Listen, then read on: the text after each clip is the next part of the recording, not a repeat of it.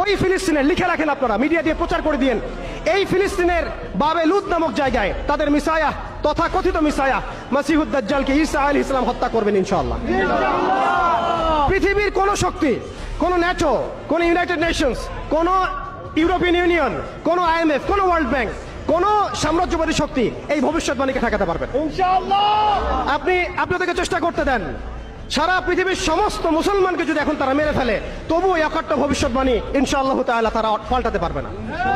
এটা আমাদের আশার জায়গা, এটাই হচ্ছে চূড়ান্ত বিজয়। এবং ঈসা আলাইহিস সালামের হাতে আগামী 40 বছর লিখে রাখেন আপনারা, এরপরের 40 বছর ওই বাইতুল মুকাদ্দাস থেকেই সারা বিশ্বে ইসলামী খিলাফা কায়েম হবে ইনশাআল্লাহ।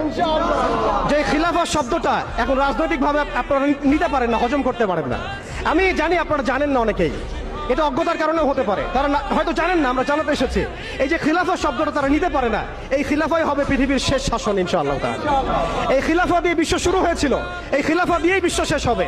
ঈসা আলাইহিস সালাম 40 বছর ওই জেরুজালেম থেকেই এই বিশ্বকে শাসন করবেন ইনশাআল্লাহ তাআলা। এটা লেখা হয়ে গেছে।